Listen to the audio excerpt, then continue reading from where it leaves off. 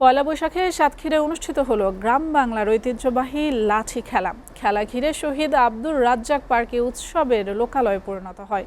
খেলা দেখতে ভিড় করেন আশেপাশে এলাকার হাজারো মানুষ। দীর্ঘদিন পর এই ধরনের আয়োজন দেখে খুশি দর্শকরাও। সাতক্ষীরা থেকে শাহিন গোলদারের প্রতিবেদন। বাদ্যের তালে তালে খেলোয়াড়দের নানা কসরত, এর পরই একে অন্যের উপর আক্রমণ।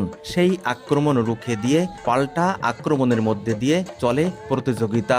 এমন লাঠি যুদ্ধে মুগ্ধ উপস্থিত দর্শকরা। নারী শিশু সহ নানা বয়সী দর্শক দূর দূরান্ত থেকে ছুটে আসেন এই খেলা দেখতে।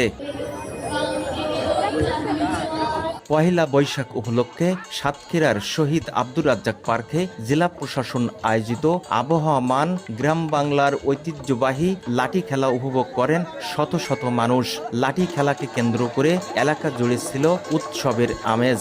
দীর্ঘদিন পর এই খেলা দেখে এর নিয়মিত আয়োজনের দাবি তাদের। তো আজকের এখানে পয়লা বৈশাখ উপলক্ষে আমরা এই শহীদ আব্দুর রাজ্জাক পার্কে লাঠি খেলা করে নিজেই আনন্দিত হয়েছে। অনেক ভালো, আমাদের প্রাচীন ঐতিহ্য সম্পর্কে আমাদের একটু ধারণা লাভ করতে পারছি।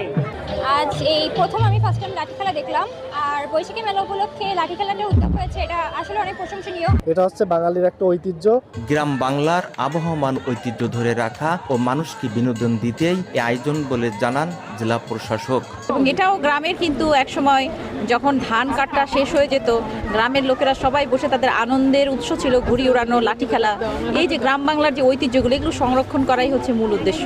তো এই লাঠি খেলাটাও আমার মনে হয় অনেক উৎসাহ উদ্দীপনা দিয়ে মানুষ সেটাকে উপভোগ করবে আশা করি।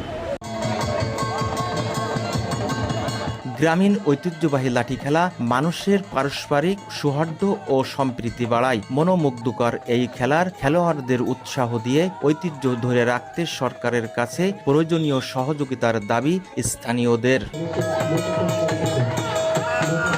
Shahin Goldar, SA TV, Satkhira.